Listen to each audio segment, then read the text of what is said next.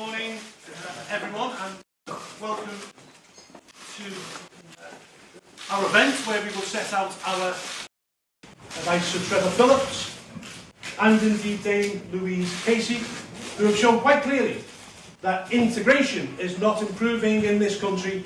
Indeed, communities are becoming more divided. Something has to be done, and that's why we are setting out our integration agenda today. What we want to see is people sign up to British law, sign up to a British way of life, and indeed enjoy the full fruits our great society has to offer. And on that note, I will hand over to UKIPs education spokesman, David Curtin.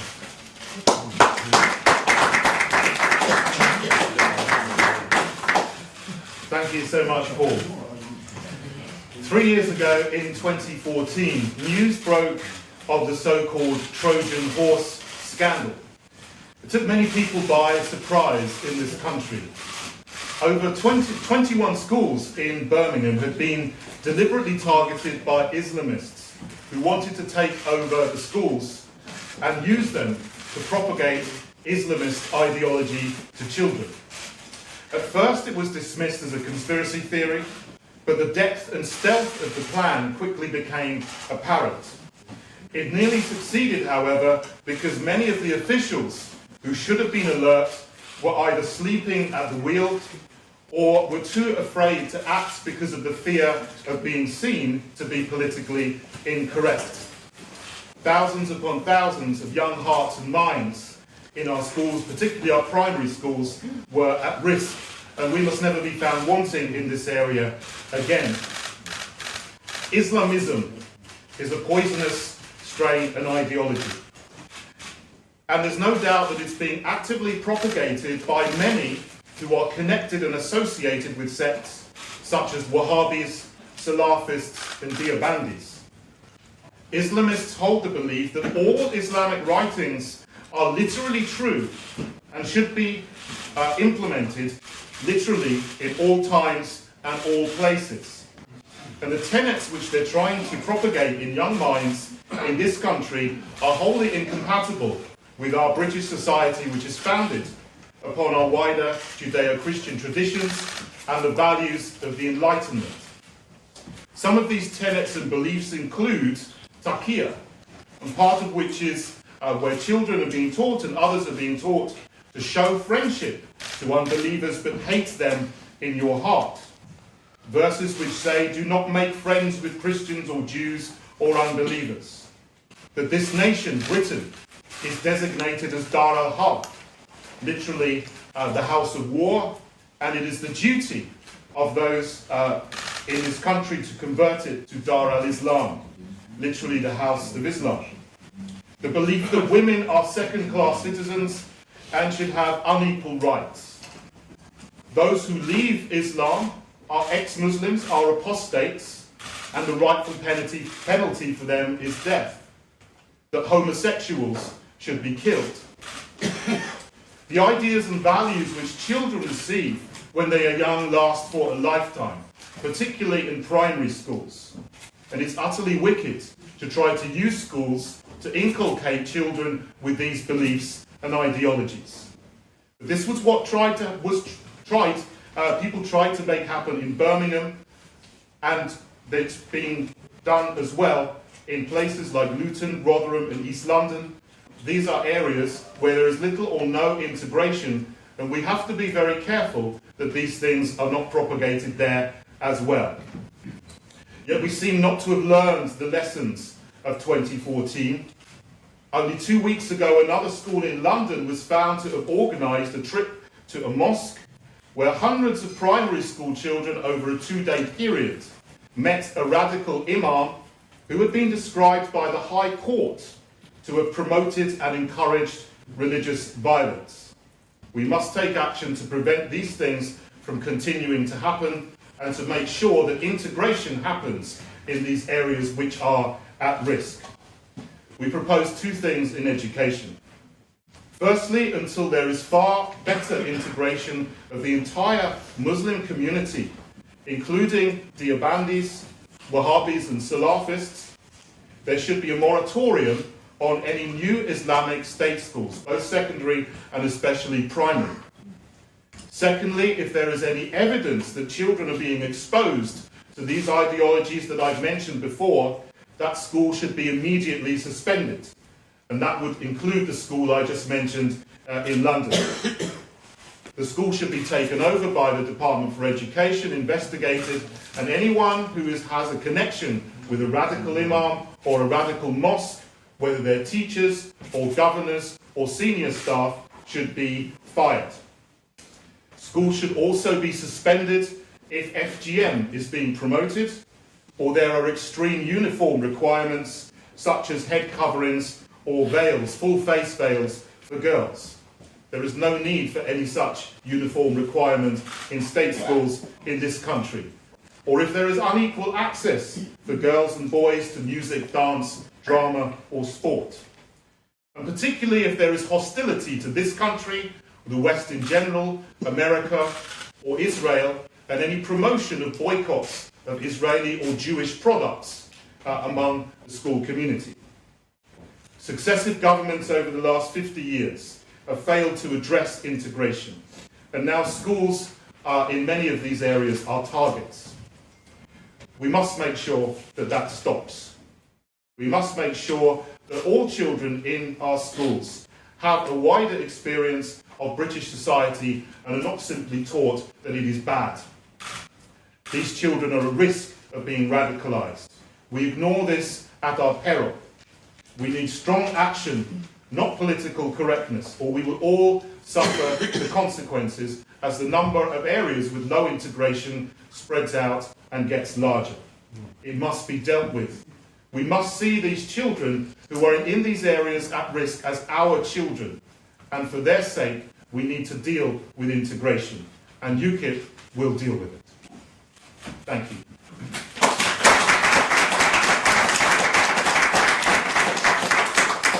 And now I'll hand over to Margot Parker, who is UKIP spokesman for Women and Equalities. Thank you very much.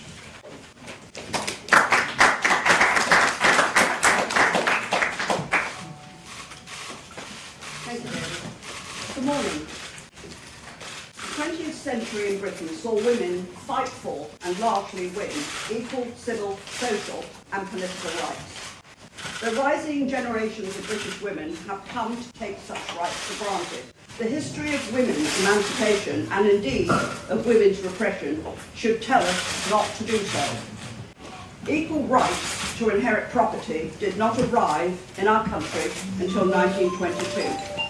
The right to vote was not granted to women until 1928. The Equal Pay Act did not come through until 1970. The wide-ranging Sex Discrimination Act came along in 1975. Rape in marriage was only made a crime in 1994. The rights of lesbians and unmarried women to adopt children was granted just 15 years ago. Other moves towards equality have been even more recent than that. For example, it was as recent as 1988 that the Olympic Games held its first women's 10,000 metres race. Nearly all of these advances came as a result of pressure and campaigning led by women themselves.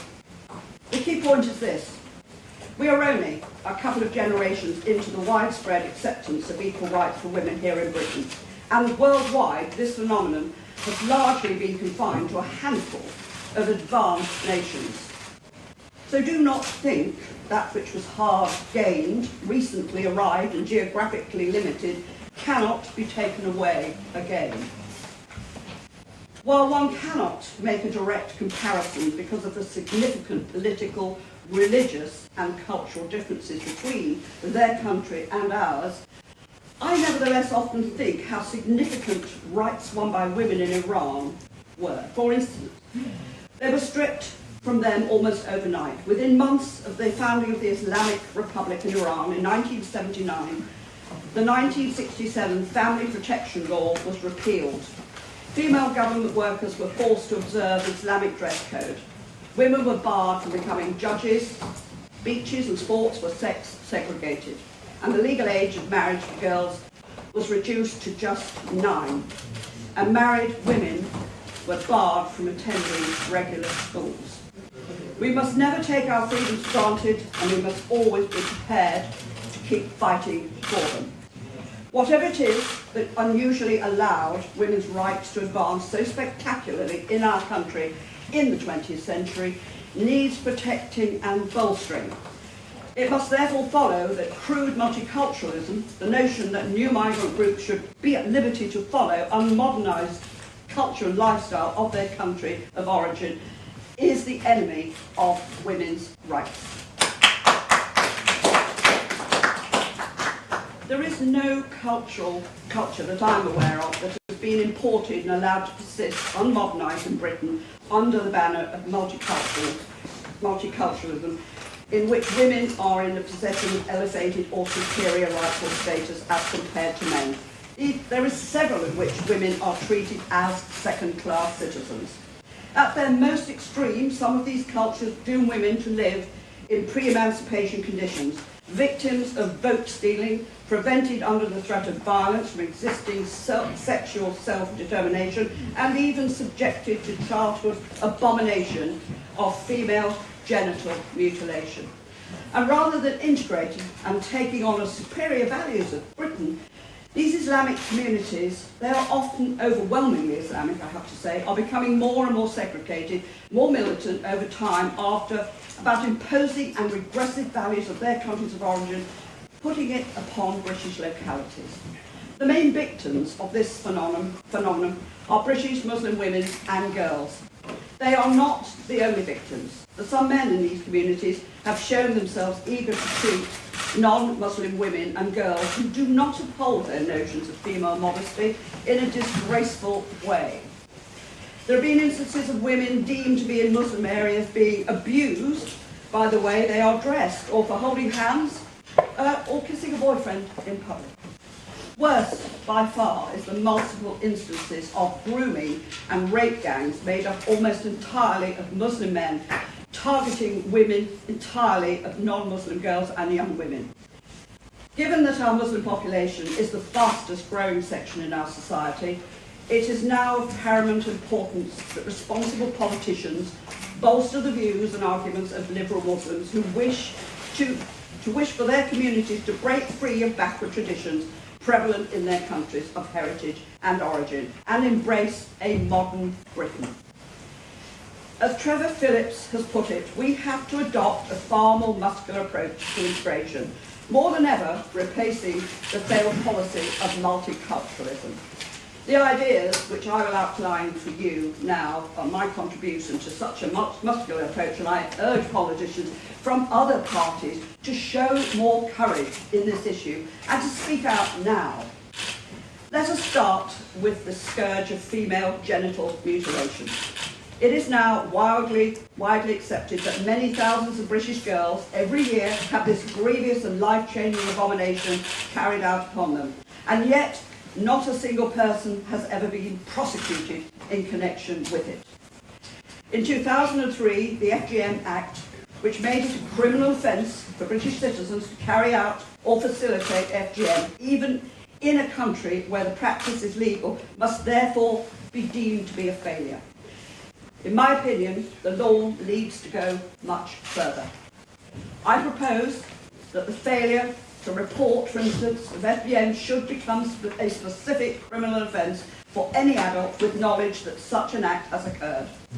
I also propose that medical practitioners should be required to set aside patient confidentiality and report cases of physical abuse against children, and that girls identified to be at risk of FGM are required to have medical examinations every year and whenever they return from abroad.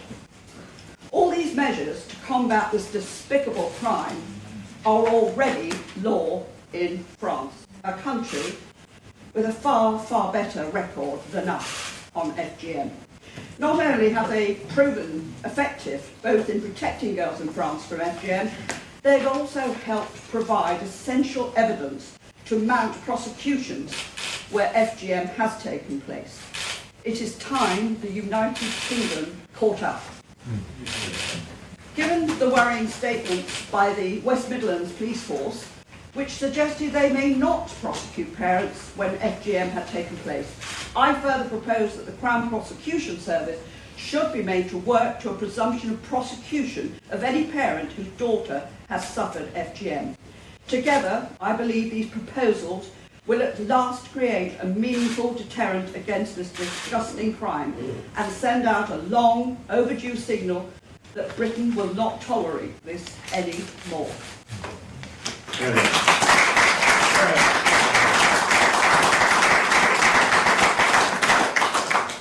Not only have our law enforcement agencies too often turned a blind eye to FGM, they've done so with the so-called honour violence too. And I propose that police forces and Crown Prosecution Service officers be instructed that far from treading lightly in order to avoid infringing minority culture and sensitivities, they adopt a zero-tolerance approach to such offending in order that people in minority communities can enjoy majority rights. But what about these measures right now? What can we do to protect our vulnerable girls? Well, there are these grooming gangs, and they have been very active in many places. Well, I have a proposal here as well. Where the victim of a grooming gang is from a different ethnic or religious background than the perpetrators, this should be regarded by the legal system as an aggravated factor in the offence. In other words, when gangs of Pakistani heritage men rape and abuse working class white girls, as has happened in so many towns and cities, it should now be treated as a hate crime. That is the exact opposite of how it was treated, and in the days when political correctness led police forces to ignore such evil in their midst. My colleague in the European Parliament, Jane Collins, has done exceptional work in exposing the horrors of the grooming gangs in Rochdale and elsewhere. And such a proposal builds on and boosts her very excellent campaigning work. The last proposal I should be submitting at this stage to Suzanne Evans and her policy scrutiny team is a more general point. It is simply that British welfare state and all its guises must always penalise and never reward polygamy. Whether this is in regard to housing, allocation, benefits, payouts, or any other form of support. Polygamy has always led to women being treated as second-class citizens, and we must give it no quarter. Please don't get me wrong. In focusing on this particular cultural element of women's rights, I'm not blind to the fact that Western culture has its own problems with female emancipation. The development and acceptance of so-called lab culture, in which young women are treated as sex objects, and commonly found media exploitation and objectation of women, the red circle of shame in celebrity magazines that holds women to unattainable levels of physical perfection, destroying self-esteem and body confidence.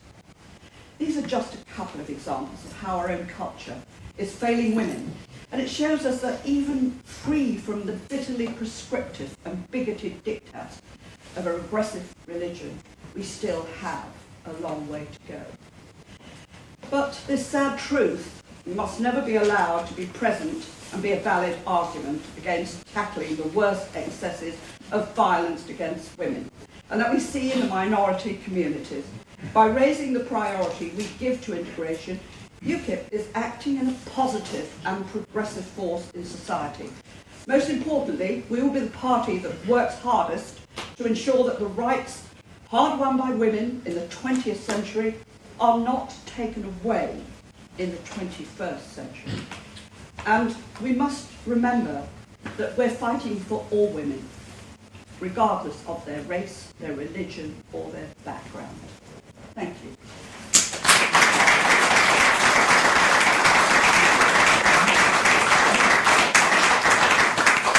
My pleasure now to introduce our Deputy Leader, Peter Whittle. Thank you.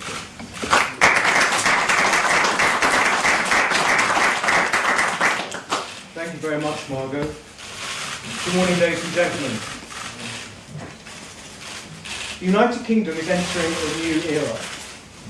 The vote to leave the undemocratic EU and once again control our own destiny was a landmark of truly historic proportions for our country.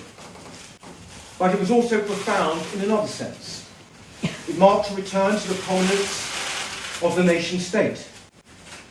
Unlike the money is everything Tories and the Britain haters of Labour, UKIP has always believed in and celebrated our nation, our values and our history. The massive political changes happening around the world have proved what we in UKIP have always known, that the biggest issues of our time are cultural ones. It is not just about money or the bottom line or knowing the price of everything and the value of nothing. So, alongside being the only true party of proper migration controls, we are the party that cares and indeed talks not just about the economic effects, but also the cultural impact of mass migration.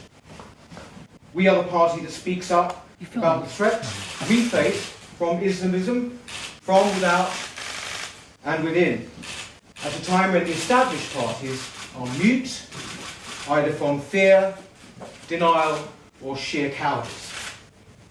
We are the party that fights the increasing encroachments on free speech, which have come from an entrenched but misplaced cultural sensitivity. We believe that a country springs not just from a balance sheet, but from a shared connection to a place and identity, whether it be family, local community, or indeed a broader nation. Now, UKIP has always been at its best when it is radical. We have never been afraid to discuss those issues which mean so much to ordinary people, but on which the old parties have closed down the debate for so long. UKIP is the party that stands for a country that is united under the same set of laws and values. But Britain is becoming more fragmented. This is the direct result of a public policy of multiculturalism. It has emphasised separateness, it has vehemently disallowed criticism. It has treated all practices and traditions, however much they might offend our values and indeed our laws, as being of equal standing. It has been championed most fiercely by those who have little interest in preserving British identity, or who are indeed hostile to the very idea of it.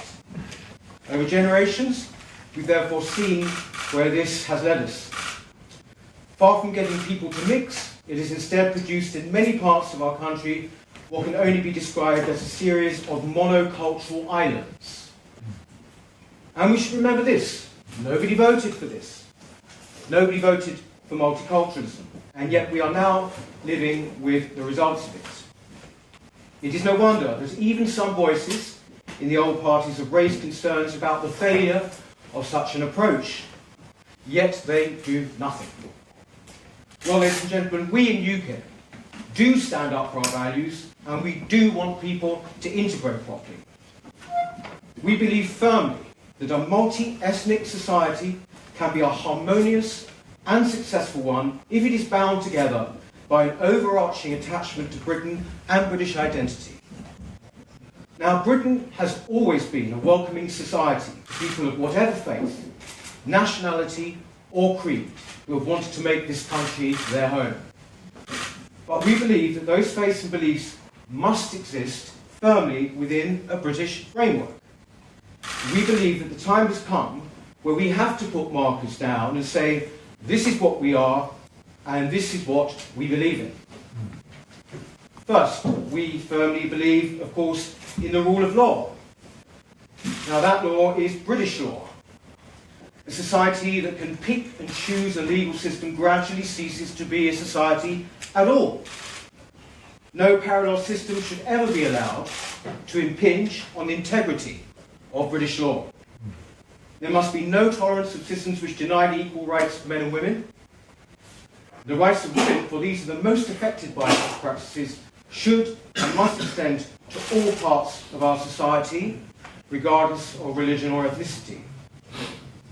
Now, the public are rightly alarmed at the growth in Sharia courts. and the apparent unwillingness of the political class to face up to this.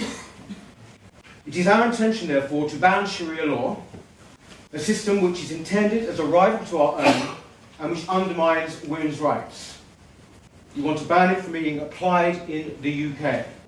So to this end, we would establish a legal commission to draw up proposals to disband Sharia courts.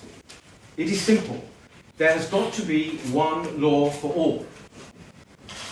We take the same approach to our values. One of the foundations of British society is that we communicate by seeing each other's faces clearly. Face coverings such as the Islamic veil are a deliberate barrier to integration. They say, don't speak to me, I will not speak to you. They are furthermore a potent symbol of female oppression against which many women in Islamic countries have fought and continue to fight. And in many contexts, of course, too, they also constitute an increasingly serious security risk. UKIP proposes that the time has come to outlaw them. Again, it is quite simple. People should show their face in a public place. Likewise, again, in the interest of integration, a common language is essential. It is the glue that keeps our society together. And not being able to speak it acts as a serious barrier not only to integration but to employment. So here we reiterate our policy that all official documents should be in English and English alone. Only then will there be a true incentive to learn the common language. And the current situation simply facilitates further separation. Finally, Britain has always enjoyed an electoral process relatively free from corruption and manipulation. However, as we have seen in places such as Tower Hamlets, this has been put under increasing strain in recent years by the importing of cultural practices which go against our own. In particular, postal voting on demand has led to a boom in electoral fraud and vote stealing, especially amongst some minority communities. So to help combat this, UKIP would revert to the system as it existed before, whereby a higher threshold of demonstrable need is demonstrated before a postal vote is granted. Ladies and gentlemen, we're living in a time where Labour and its politicians are increasingly talk to segregated audiences.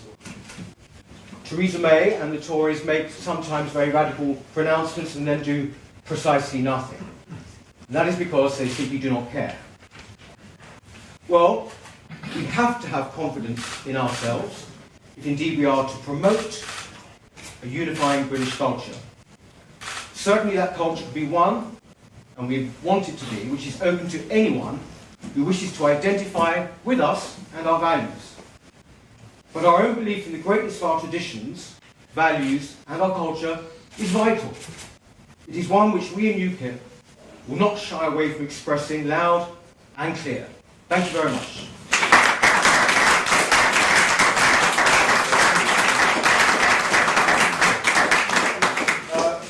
Ladies and gentlemen, we'll have time for just a few questions. I'm going to ask David Curtin and Margaret Parker to join me here so they can answer your questions on their particular bits. If you have any. David, Margaret. Yes. Thank you. Alex Forsyth, BBC News. Is there a danger that by targeting the Muslim community, you actually increase segregation rather than promote integration? I would answer that by your very question there, that is exactly what people say when they want to close argument down. I'm not suggesting that that's what you're saying, but that is generally the approach, which is that if you sort of do this, if you say this, you are Islamophobic or you're racist in some way. And what happens is that the problems go on exactly as they were before. I think that there is a general consensus that these are the sort of issues that have to be dealt with. And basically people say this, but then they do absolutely nothing about it. And the time has come where these issues now are absolutely compelling. So this is why we are setting out our agenda today. Thank you. Chris. Chris O'Connor, does this ban apply to all face coverings like beekeepers? Or is it just Muslim people, in which case it's racist? It's absolutely ridiculous. First of all, I will make, this is what you call a major straw man point. Of course not. That's ridiculous.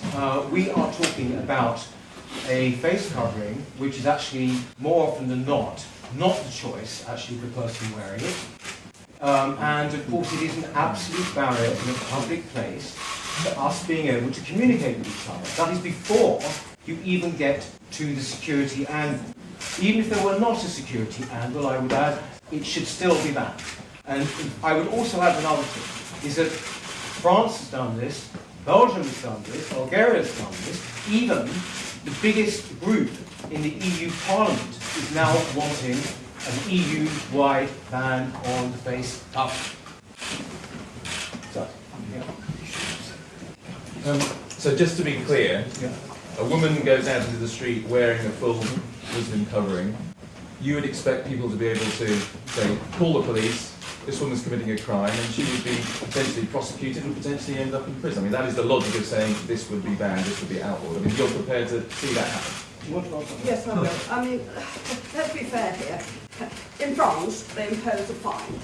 You have to educate the population, so this is what we're going to do. You don't just throw it out there at random. You deal with it in a sensitive, sensible way. After all, we want to make people inclusive. The whole idea is integration, not segregation. So let me bring you back to that. It is important that we must tell people, really, this is for you. We really want you to play a very important part in our society. Women are not second-class citizens. That makes them one. The logic is, you make it a crime and the people in prison. Not a crime. Peter, Darren from Sky News. 2013, that man in the corner, Paul Nuttall, said we wouldn't go down the route of forcing the blanket ban. We are a libertarian party. Are you today, in 2017, a libertarian party? And isn't it true? Isn't it truth that UKIPs vote has been squeezed? This is pretty desperate stuff. No, it's not desperate stuff at all. First of all, this was our policy in 2010. And the fact is that, okay, this is, in the media's eyes at least, this election is being played out very much in terms of Brexit. But these issues are of existential importance. They are ones that are growing in people's minds, increasing concern about them, and indeed anger about them. Not fear, because quite often people are characterised, so they say, don't stoke people's fears. Well, we don't patronise people in that way. We know what people feel about these things. We have to express that. Ian. Hi, Ian Silveri, International Business Times. You said you wanted to work with liberal Muslims. How many liberal Muslims have you consulted for these policies? Well, an enormous number, and quite frankly, How many? You want me to give you a 1 to 10? I'm not going to do that. Let's not trivialise it. Let's think about the facts why we're here today. We want to work together. We will invite naturally any colleagues from any organisations that wish to engage with us. Fine, wonderful. That's what we're about. Integration. That's what I think it's got two more left. Hi, Jessica Abbott from The Guardian. The Tories are clearly taking a huge chunk of the UKIP vote. Are you now trying to take the BNP and Britain first vote? Oh, come on, I mean, I haven't got a clue what those thugs think about these sorts of things. I have no idea and I have no interest, actually. And the fact is that when you say, are we taking that vote, I just said, you know, we are actually going in line with Europe. We're actually going in line with the biggest grouping in the EU Parliament. Were you calling them the BNP too? On checking for FGM, so this is Machiavelli LBC, on checking for FGM, how are you going to identify girls at risk? How many do you think are there at risk? Are you going to do this via the NHS or the police? And are you going to liberate Catholic nuns from wearing a habit as well, if that's oppressive religious dress? Well, let's take the Catholic nuns. I am a Catholic. They don't cover their full face. I can see their face. And on the point that on the point of actually implementing it, of course you have to work with the NHS, you've got to work with doctors, you've got to work with healthcare workers, you've got to work right through society.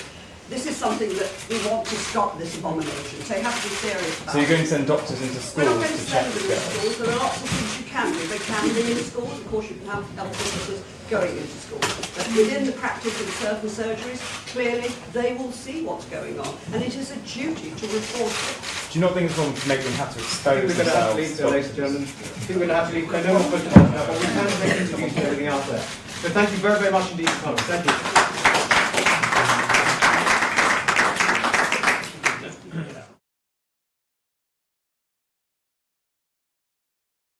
Again, Islamism is a poisonous strain and ideology. And there's no doubt that it's being actively propagated by many who are connected and associated with sects such as Wahhabis, Salafists and Deobandis. Islamists hold the belief that all Islamic writings are literally true and should be implemented literally in all times and all places. And the tenets which they're trying to propagate in young minds in this country are wholly incompatible with our British society, which is founded upon our wider Judeo-Christian traditions and the values of the Enlightenment. Some of these tenets and beliefs include taqiyya, and part of which is where children are being taught and others are being taught to show friendship to unbelievers but hate them in your heart. Verses which say, do not make friends with Christians or Jews. Good morning, everyone, and welcome to our event where we will set out our advice Sir Trevor Phillips and indeed Dame Louise Casey, who have shown quite clearly that integration is not improving in this country. Indeed, communities are becoming more divided. Something has to be done, and that's why we are setting out our integration agenda today. What we want to see is people sign up to British law, sign up to a British way of life, and indeed enjoy the full fruits our great society has to offer. And on that note, I will hand over to UKIP's education spokesman, David Curtin.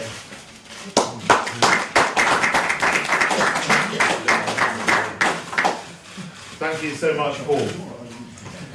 3 years ago, in 2014, news broke of the so-called Trojan horse scandal. It took many people by surprise in this country. Over 21 schools in Birmingham had been deliberately targeted by Islamists who wanted to take over the schools and use them to propagate Islamist ideology to children. At first it was dismissed as a conspiracy theory, but the depth and stealth of the plan quickly became apparent. It nearly succeeded, however, because many of the officials who should have been alert were either sleeping at the wheel or were too afraid to act because of the fear of being seen to be politically incorrect. Thousands upon thousands of young hearts and minds in our schools, particularly our primary schools, were at risk, and we must never be found wanting in this area, Jews or unbelievers. That this nation, Britain, is designated as Dar al-Harb, literally the house of war, and it is the duty of those in this country to convert it to Dar al-Islam, literally the house of Islam. The belief that women are second-class citizens and should have unequal rights. Those who leave Islam are ex-Muslims, are apostates, and the rightful penalty for them is death. That homosexuals should be killed. The ideas and values which children receive when they are young last for a lifetime, particularly in primary schools. And it's utterly wicked to try to use schools to inculcate children with these beliefs and ideologies. This was what people tried to make happen in Birmingham, and it's being done as well in places like Luton, Rotherham and East London. These are areas where there is little or no integration, and we have to be very careful that these things are not propagated there as well. Yet we seem not to have learned the lessons of 2014. Only 2 weeks ago, another school in London was found to have organised a trip to a mosque where hundreds of primary school children over a 2-day period met a radical imam who had been described by the High Court to have promoted and encouraged religious violence. We must take action to prevent these things from continuing to happen and to make sure that integration happens in these areas which are at risk. We propose 2 things in education. Firstly, until there is far better integration of the entire Muslim community including Deobandis, Wahhabis and Salafists, there should be a moratorium on any new Islamic state schools.